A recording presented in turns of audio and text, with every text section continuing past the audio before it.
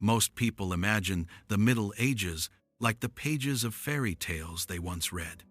Tall castles, knights in shining armor, loyalty, love stories, fantastic creatures. But the truth is this: people in the Middle Ages were fighting just to survive. For many, the Middle Ages were exhausting, brutal, and dangerous.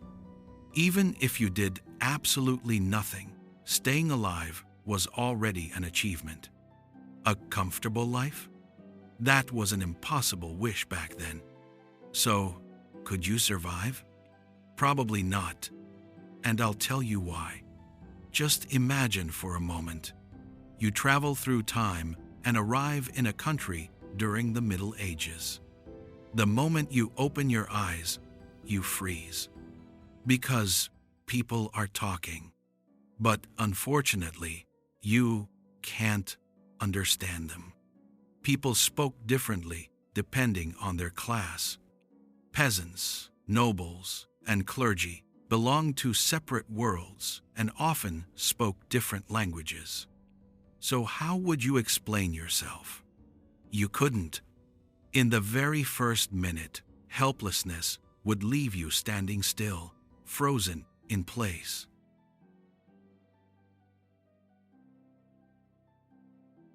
What if you were a woman? What if you opened your eyes as a woman? This was another face of the Middle Ages. In this male-dominated world, women lived in the shadows. Most women were not treated fairly. They lived under strict limits, under pressure, and were seen as morally weak. Sometimes, even raising your voice was unacceptable. The ideal woman was obedient, silent, and loyal to her husband. In short, you started life at a disadvantage. You weren't even granted the right to think. Let me say something even harsher. Being a peasant woman, because all the burden would be on your shoulders. Cooking, taking care of children and animals, weaving, brewing beer, and if needed, you worked in the fields, too.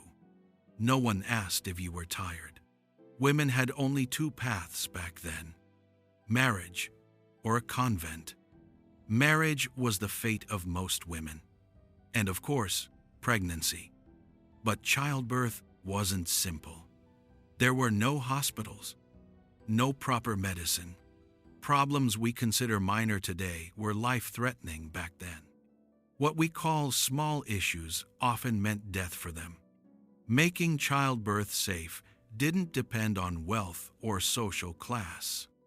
In medieval Europe, maternal death rates were extremely high. The lowest rates were found in the Islamic world. But even there, risk was always present. For women, childbirth was a matter of luck. The ending could be happy or tragic. Sometimes, the best option was not being born at all. Children are the light of our time. But in the Middle Ages, that light often faded early. Child mortality was devastatingly common. Across Europe, between 20 and 30% of children died young. In England, nearly 1/3 of children died before the age of 5. And in medieval Japan, the situation was even worse. Almost 48% of the population died in childhood. Early death often began in the womb. People didn't know what harmed unborn babies. Alcohol was heavily consumed. Proper nutrition barely existed. Then came disease, famine, accidents, and difficult births. Death followed at every stage. So what is the same today as it was back then? Pain. Were you a peasant or a slave? Most people in the Middle Ages worked the land. If we lived back then, the fields would be our destination. Because there was the serf system. It worked like this: the land belonged to the Lord, and so did you. If you could even call that living. you were bound to your Lord. To feed your family, you were conditioned to obedience. Every day you worked and gave your Lord his share. The worst part?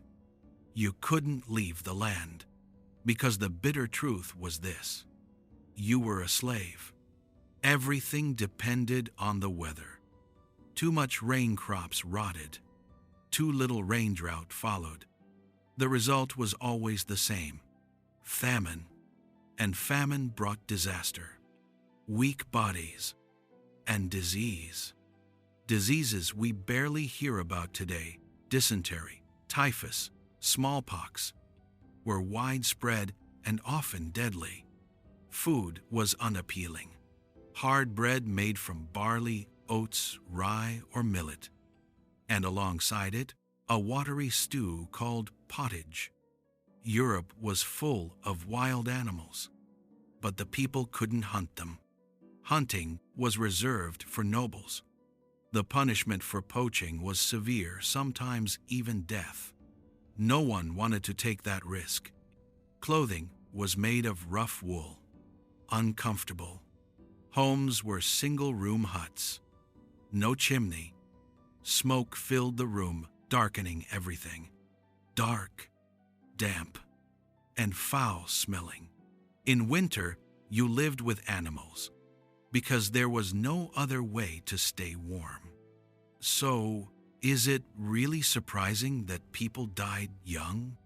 The truth is this: living a long life in the Middle Ages was an exception. Survival itself was an achievement. War. Death didn't stop in the Middle Ages, and neither did war.